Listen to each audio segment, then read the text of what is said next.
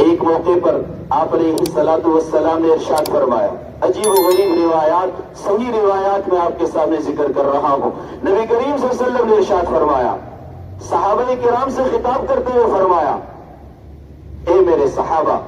اگر بیت المقدس کے پاس، مسجد اقصی کے پاس تمہیں تھوڑی جگہ مل جائے، تھوڑی جگہ مل جائے، اور وہ ایسی جگہ ہو جہاں بیٹھ کر تم مسجد اقصی کو دیکھ سکو، وہ تھوڑی جگہ ہو، اس جگہ کو حاصل کر لو، اس جگہ کو خرید لو، اور اس جگہ پہ بیٹھ کے صرف مسجد اقصی کو دیکھتے ہی رہو۔ آپ نے عجیب بات فرمائی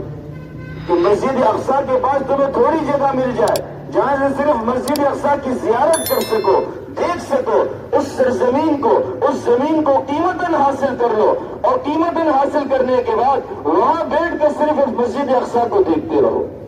دیکھتے رہو۔ اتنی بابرکت زمین ہے، اور اللہ کے نبی نے صحابہ کرام کو اس کی تلقین فرمائی، اور جب بھی موقع ملے اس مسجد میں نماز ادا کرو، جب بھی موقع ملے اس مسجد میں نماز ادا کرو۔ اور دوسری جگہ نبی کریم صلی اللہ علیہ وسلم نے ارشاد فرمایا، عجیب و غریب روایات آپ کے سامنے ذکر کر رہا ہوں، مستند روایات آپ کے سامنے ذکر کر رہا ہوں۔ نبی کریم صلی اللہ علیہ وسلم نے ارشاد فرمایا، میری والدہ نے خواب دیکھا، اللہ کی نبی فرما رہے ہیں، میری والدہ نے خواب دیکھا اور ایک نور کو ظاہر ہوتے ہوئے دیکھا، جس نور نے شام کے محلات کو روشن کر دیا۔ اللہ کے نبی ارشاد فرما رہے ہیں، میری والدہ نے خواب دیکھا اور اس خواب میں ایک نور کو ظاہر ہوتے ہوئے دیکھا، اس نور نے شام کے محلات کو روشن کر دیا۔ آپ نے صرف اتنا ارشاد فرمایا، اتنا ارشاد فرمایا۔ آگے علامہ ابن کثیر رحمت اللہ علیہ اس حدیث کے ضمن میں ارشاد فرماتے ہیں، علامہ ابن کثیر رحمت اللہ علیہ اس حدیث کے ضمن میں ارشاد فرماتے ہیں، اشارہ ہے اس بات کی طرف، شام بالآخر مرکز اسلام بنے گا،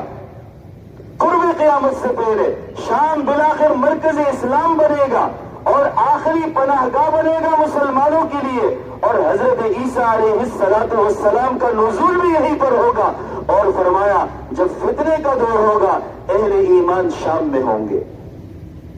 جب فتنے کا دور ہوگا، جب فتنے کا ظہور ہوگا، ہر طرف فتنے ہی فتنے ہوں گے، اہل ایمان کا مرکز شام ہوگا اور ایمان والے شام ہی میں ہوں گے، شام ہی میں ہوں گے۔